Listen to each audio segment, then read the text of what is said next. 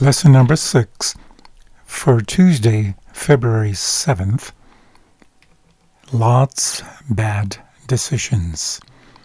When Abraham left his homeland in response to God's call, his nephew Lot chose to go with him on his pilgrimage. Genesis 13 records that God blessed Abraham to the point that he was very rich in cattle, the primary measure of wealth in that culture, in silver and in gold. Genesis 13:2. Lot also had flocks and herds and tents. Genesis 13:5. They both became so wealthy with their extensive livestock herds that they could not dwell close together. In order to avoid strife between their herdsmen, Abram offered Lot the choice of where he would like to live. Of course, Lot should have deferred to Abram, his senior, and because he owed his own prosperity to his connection with him. However, he showed no gratitude to his benefactor and selfishly wanted what he considered the best land available. Genesis 13:10-12 says, "And Lot lifted up his eyes, and he held all the plain of Jordan, that it was well watered everywhere, before the Lord destroyed Sodom and Gomorrah, even as the garden of the Lord, like the land of Egypt, as you come to Zoar. Then Lot chose him all the plain of Jordan, and Lot journeyed east, and they separated themselves the one from the other.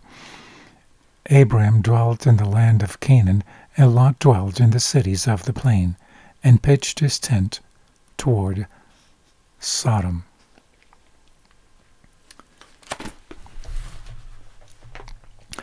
What rational factors could have led Lot to make the decision that he did?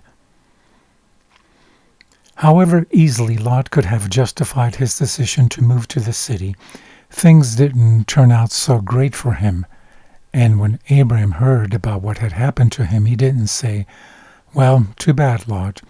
You reap what you sow." Instead, he came to his rescue. See Genesis 14. Sometimes in our quest for more stuff, we don't learn our lessons well. Lot moved right back into Sodom.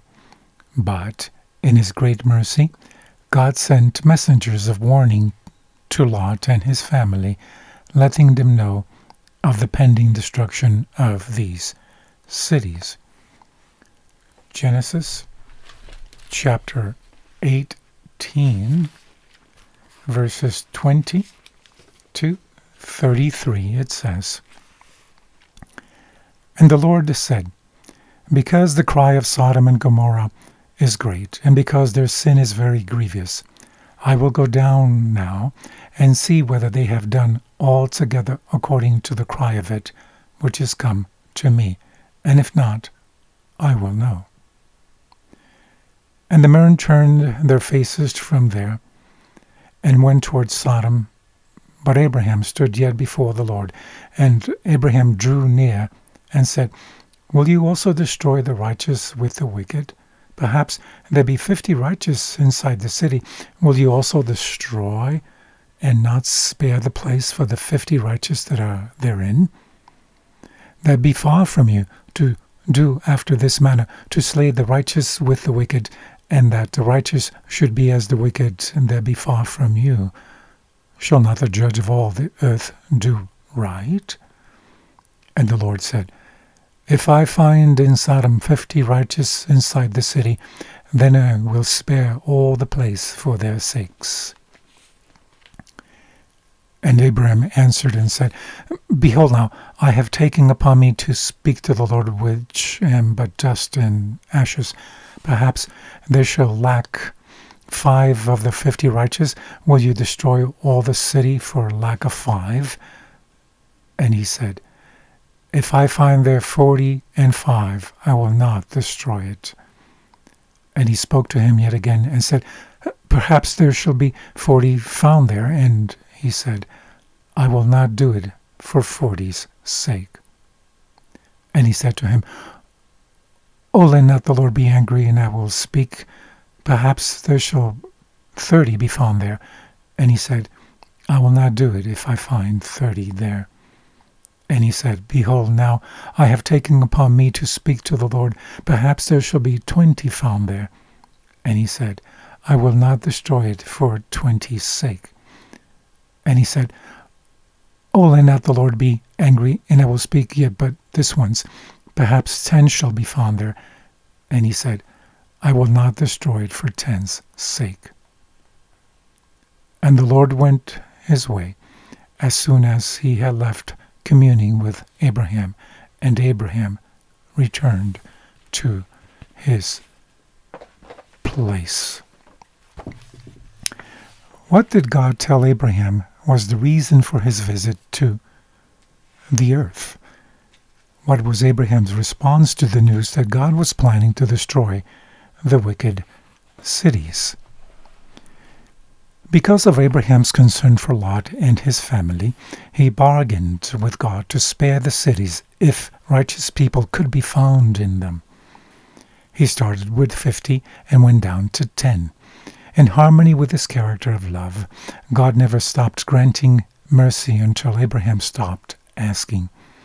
God and the 2 angels personally delivered Lot, his wife, and their 2 daughters. But his wife looked back and became a pillar of salt. Lot entered Sodom, a wealthy man, and came out with almost nothing. How careful we need to be about the kind of decisions that we make, especially thinking only of short-term gains in contrast to the big picture. See Mark 8:36 to 37. From the book, the SDA Bible Commentary, Volume 1, page 1092, it says, Lot chose Sodom for his home because he saw advantages to be gained there from a worldly point of view. But after he had established himself and grown rich in earthly treasure, he was convinced that he had made a mistake in not taking into consideration the moral standard of the community in which he was about to make his home. And from letter 109, 1899, it says, Lot chose a land which was beautiful in situation, which promised great returns. Lot went in rich and came forth with nothing as the result of his choice. It makes every difference whether men place themselves in positions where they will have the very best help of correct influences, or whether they choose temporal advantages. There are many ways which lead to Sodom. We all need anointed eyesight that we may discern the way that leads to God. Have a blessed day.